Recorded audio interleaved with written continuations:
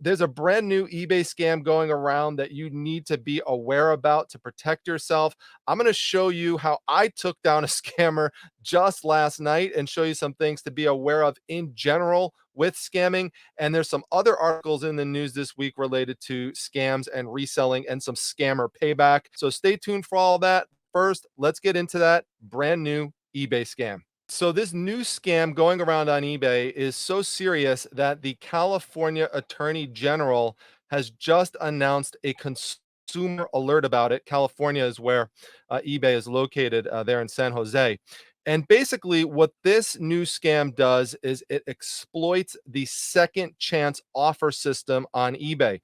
Now, you may or may not be aware of that. It really is going to depend if you've been involved in auctions on eBay as opposed to the buy it now system. But if you're involved in auctions on eBay, either as a seller or as a buyer, you sometimes have the opportunity to get involved in what is called a second chance offer.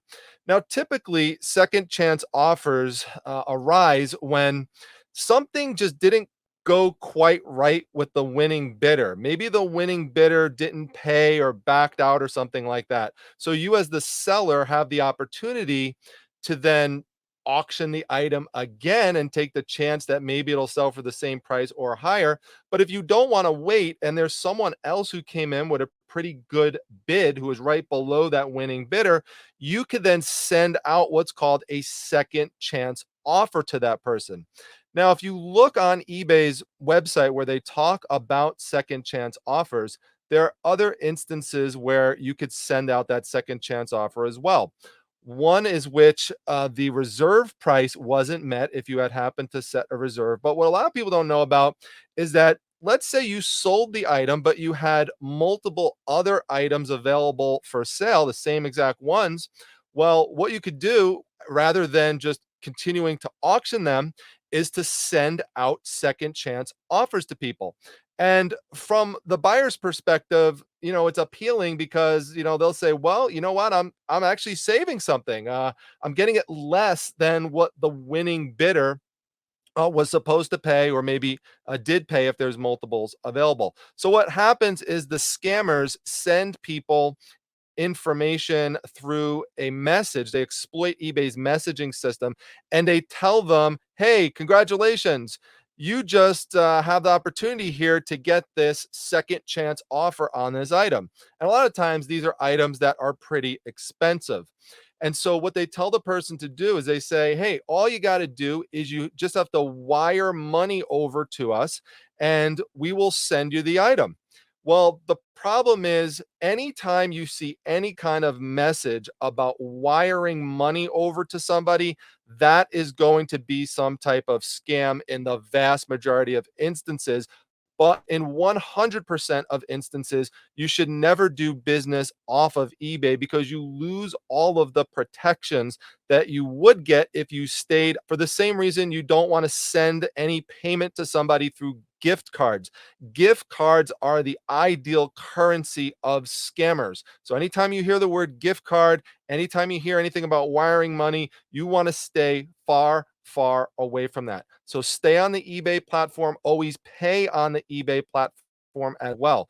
Now, for sellers out there who are watching this, who maybe you wouldn't be the victim of the actual scam for buying something, but what's happening is that people's accounts are being hijacked to send out these offers. And that's one of the reasons that the scam works, is that the accounts look to the buyer as something legitimate, someone who has good feedback, looks like they have a good reputation.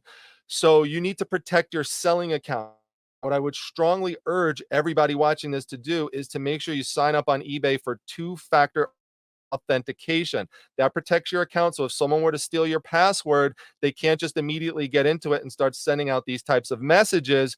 What happens is they'll get a notification that they have to, type in a code, for example, that's sent to your phone, or maybe sent somewhere else that you have safe, secure access to. But normally it's through a text message. So I have that set up for everything. I have it set up for YouTube. I have it set up for eBay, for my bank accounts, for everything, for my phone. Because I nearly once was the victim of identity theft through my cell phone carrier. So luckily, I caught it just in time. So protect yourself, be careful. And now I'm going to just show you in general how I protected myself last night. Some things I, was on the lookout for someone who messaged me trying to scam me. All right, now there are lots of scammers out there, and the scam attempts are not just going to come across through reselling platforms. So let me show you one that's a little more general that I encountered last night. I was doing my listings, not bothering anybody, minding my own business when I look at my cell phone and I see that I get a message through Facebook Messenger from a second cousin of mine. Now, this is someone who I talk to but not too often. Every once in a while, maybe a couple of times a year, we just check in and say hello. So this is the message. It says, "Hello, how are you? Hope you're doing well and enjoying life. Just checking if you are keeping safe and stay healthy." So there's a couple of red flags about that right off the bat. The first thing is that it's very general. My name is not mentioned at all, although sometimes someone might send a message to you like that. Also, there's a grammatical error where it says, "and stay healthy" instead of "staying healthy." So I'm immediately a little bit suspicious about this, but I respond, "Doing great. How about you?" And then he writes back, "It's good to hear from you. Did you get my message about the HHS earlier?" And that now starts to get a little stranger because that's not something that he would normally send to me, something just completely out of context. Now I know what HHS is, being someone who works in a hospital. It just was out of context. So I said HHS question mark, and he says the Department of Human Health Services is an, so incorrect grammar there, a humanitarian agency established to support basic functions and to be a relief emergency. They are helping the communities, workers, non-workers, retired, non-retired, widow, old and young, disabled and non-disabled. Are you aware about that? So big red flags here are the run-on sentences there, improper punctuation, improper grammar, and the exclamation point at the end of that one sentence. That's a big telltale sign for scammers because what they try to do is they try to put some type of pressure in the situation. And by using exclamation points, that's one of the ways that they do that. So I wrote back, "Of course, I work in a hospital, but I don't know what your message was about regarding that." And so he says, "A friend of mine and I benefited from the program recently, which I claimed and got funds delivered to me when I applied through their help desk agent." No way is my relative going to send me this type of message. Anytime you see something about I got to go claim some type of funds, I need to apply through some type of help desk agent online, no way. I will advise you get in touch with them to claim yours now. Do you know how? So now I'm like, this is totally a scam. The next message, if I say yes, he's going to send me a link or he's going to send me a phone number to call. So now here's what you do to throw them off. Just hit them back with something personal if you want to have a little fun. So I have an Uncle Raymond. We call him the Godfather. And I sent a message. I said, "Did you tell Raymond?" And look at the response back. He totally ignores it because he knows he cannot respond to that. If he responds to it, because he knows nothing about it whatsoever. He doesn't know anything about my Uncle Ray. He knows he's just going to get totally exposed. So he tries to ignore it and says, "Do you know how to apply for it?" And I said, "Wait, I need to know if you called Raymond like we talked about yesterday. It was urgent." So now I flip the script on him psychologically. I love doing this as a psychologist. I like, messing around with scammers.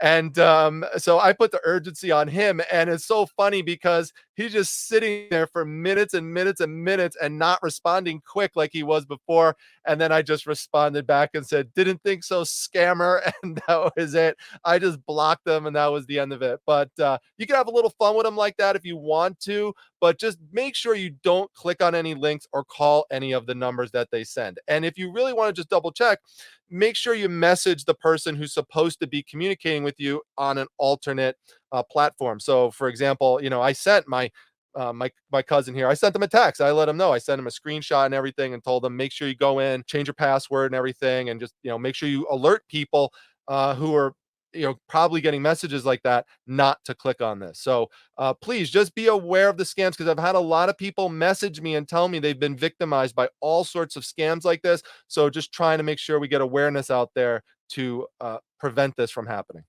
And sure enough, when I looked and did a little research on it, there you can see government grant scams making rounds on Facebook Messenger. That's another thing. If you're not sure, do a Google search about what the person's messaging you about, and chances are you will see confirmation that it's a scam. All right, now speaking of scammers and taking down scammers and scammer payback, we have got something right here that's a follow-up story to last week. Remember this guy? He met up with this lady at her house. She gave him her address, and she thought something was a little suspicious when he pulled up in the car and there were other people in it. She asked him to get out. She was trying to sell the cell phone for $750, and then he just stole it from her, ran off into the car. She chased after him and her foot got ran over. Remember that? And we put out a notification. We said, if anyone knows this person, call the police. Let's hope this guy gets caught, gets busted. Well, we have an update that he did get caught. Let's take you into the update in this video. And after we first aired this story last week, I mean, this teen was identified just like that by viewers, no less. This may seem like a really simple crime, but it's a really heavy charge. So the state is asking for report redirect file, right? Yes, Your Honor. The state looking to charge 17-year-old Jaeger Bonilla as an adult. The teen deciding not to appear in court, but the state moving forward, saying it just needs some time. And we're asking for a reset to the 21st day, which is August 6th. He's not going to be able to strike again. I hope he learned his lesson. The victim telling us by phone she got the call and she is relieved. Police believe Bonilla coordinated a fake sale online through the app OfferUp, looking to buy the victim's phone for $750. After chatting, they set up to meet. When Bonilla pulled up with some friends in North Miami Beach, we know what happened afterwards. The victim's foot was run over here. She even messaged him on the app and said she was going to police. The response she got, one word: cool. I'm excited he got taken down that fast, and I'll update you if there's anything new in the case. In another case of an eBay scammer getting taken down, we've got an ex-pit emergency management director. Once again, you see this theme with some scamming in which it's done by people who are in positions of authority and trust. And an emergency management director is one such position. This person had access to PPE during the pandemic. And if you remember, during the pandemic, one of the things I warned resellers about is don't price gouge people on PPE. Now, masks, for example, were selling for $1.50 at the time. That was the market rate. So he was taking these and he was selling them for $11 each. So that is price gouging. He was doing that, by the way, through his eBay store, which was called Steel City Motor Toys. Definitely a weird place to see masks available. And he was taking these out of the distribution of the emergency management place where he was working. And when people started asking him where this stuff was going, he started to make up fake excuses for it. So he started to say, well, some of them just found new homes. Some of it just walked off. Yeah, it walked off. You took it for a walk. So that's how it walked off. So he really got nailed for this. So the consequences: 4 years probation, including 6 months of home detention, 200 hours of community service, and $18,783.50 in restitution. So, I mean, it's just as the U.S. attorney says, and this is a great quote: "It's always stunning to me how smart, accomplished professionals make incomprehensibly stupid decisions. In the course of 30 days, he blew it all." Now, people have the opportunity in our society to make second chances depending on what it is that they did. So according to the article, this guy's trying to get his life back together and to make up for this mistake. Definitely was a stupid mistake during that period of time. He's going to pay the price for it now. Hopefully he could do something good with it going forwards. That would be the best possible outcome here. But again, don't price gouge people. You're going to get nailed. All right, now here's another person accused of scamming who got taken down. Now, this is a new one. We haven't seen this before of someone stealing golf cart batteries. That I have not heard of before. Apparently, they're quite valuable. Now, this guy actually worked for this company called Vivid EV. And as you can see here, they are a dealer who sells golf carts. And as part of their inventory, one of the things they have is they have a bunch of golf batteries in the warehouse.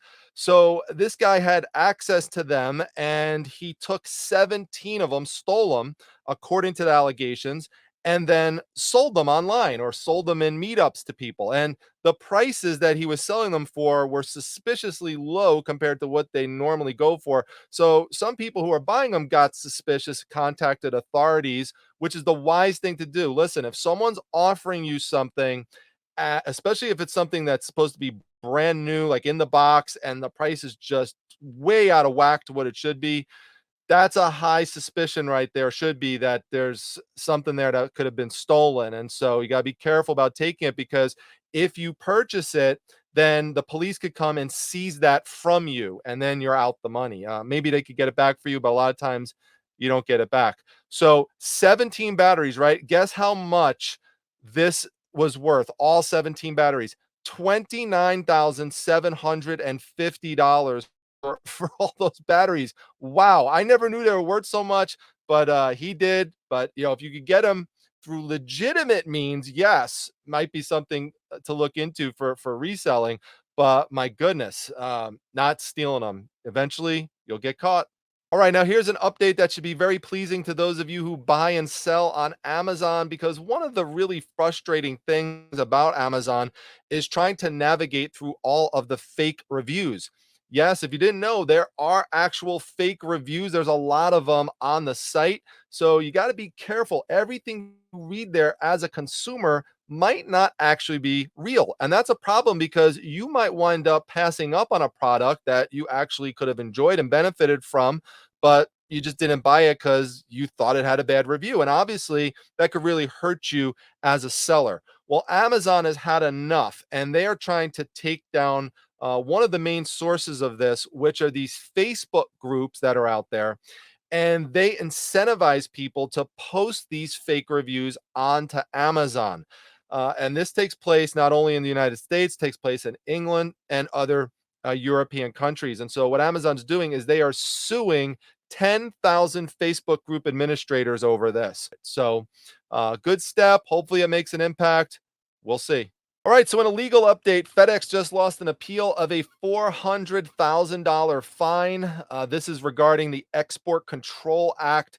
It was levied against them by the US government. I always like to update people about these types of fines, because they always increase the risk that shipping rates will go up to help pay for the cost of these fines. And so basically what happened here is FedEx was found to have violated the Export Control Act in 2017 53 times, and some other times after that. And part of what the Export Control Act says is that you are not supposed to ship out certain materials to certain recipients without the proper license, if these are materials that can be detrimental to national security, and ones that could significantly contribute to the military potential of any other country. So FedEx's argument was that they didn't know what was in the box, but the appeals court said, sorry, you should have followed all of the different safety procedures that were in place to make the proper checks. Even though you didn't know exactly what was in the box, there's an export list, for example, of certain recipients that these shipments are allowed to go to versus ones where they're not allowed to go to. And again, there's various checks and balances put in place that FedEx apparently didn't follow. So just wanted you to be aware of that. Even though we say a lot of positive FedEx stories on here, sometimes they make mistakes, and we got to cover those as well. Now, in another FedEx update, they announced this week that they are suspending Sunday deliveries in some U.S. markets. This is primarily going to affect people in rural areas where it's harder to get the FedEx trucks out to, and it makes it more logistically challenging for the contractors who work for FedEx. About 15% of customers who used to receive FedEx deliveries on Sundays are assumed to be affected. So most people won't be affected by this. This is really a way for FedEx right now to throw a bone to their contractors, because the contractors are really upset. They really ramped up and spent a lot of money to support Sunday deliveries and a lot of other deliveries when the pandemic hit, when e-commerce just exploded. But now, since things have calmed down more, they're still left with a lot of expenses, and trying to figure out how to arrange logistically Sunday deliveries was actually messing up the Monday deliveries. And so this is something that at least some contractors are going to be very happy with, but some consumers might not be. All right, now in another delivery update, the US Postal Service says that at least 40% of new delivery trucks will be electric. This is a significant change from the original announcement, in which 10% of new delivery trucks were said to be electric. Now, I had covered that story when it came out, but what happened afterwards is that there was a big kerfuffle in the US government about this for people who wanted more electric vehicles. Now, I didn't cover those stories at the time, and there's a reason why. Certain stories I'm not going to cover until we actually have news of what actually happened. So I knew there was all this arguing about it, and it was going on week after week after week. And I said, you know what? I'll just cover it when we finally have a decision. USPS came out with a decision.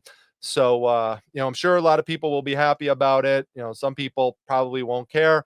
But those trucks actually do give the drivers a lot of additional space. One of the other things, though, that the USPS drivers need is they need more. They actually need air conditioning, not more. They don't have air conditioning in their trucks. So there's actually a proposal for that to happen now. So if that ever goes through, I'll update you on that as well. All right, and a quick update to the lead story last week. You remember there was all this concern, the way that USPS made this really vague announcement about reseller shipping discounts going away.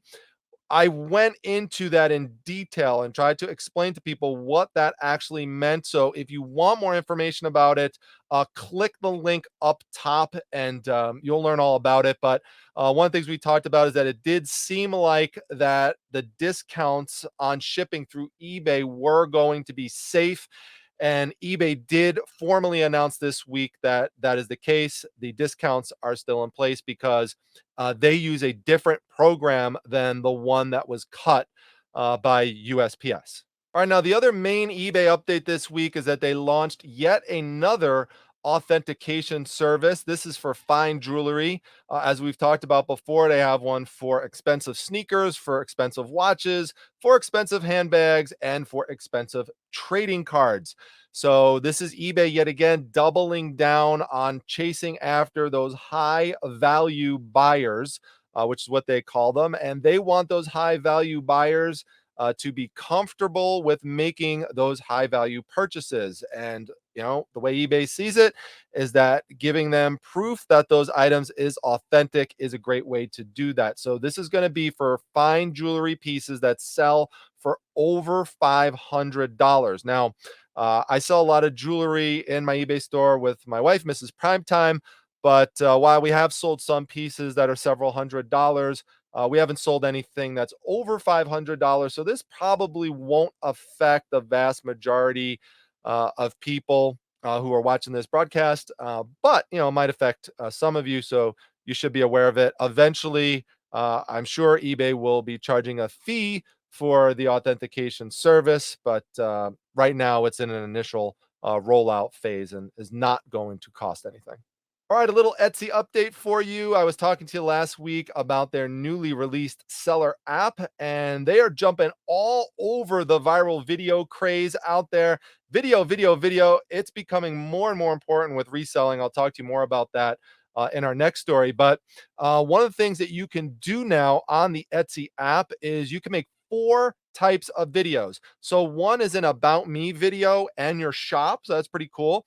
Another one is how to use my item. So you could demonstrate it for people, which is really cool because, you know, there's lots of crafty types of items that are sold on Etsy. And that ties into the other type of video that you can make, which is how do you make your item? Now, you probably don't want to reveal every little secret about how you make your item so that other people don't copy it and sell it also. But, you know, you might want to show some things about it. The other thing you could do is you could do memes and skits. I really wish that eBay would open up more to video. Yes, they do allow some video now in the listings, but it takes a couple days to get approved to be put on there and everything. eBay's got to loosen up, relax. eBay, take a deep breath.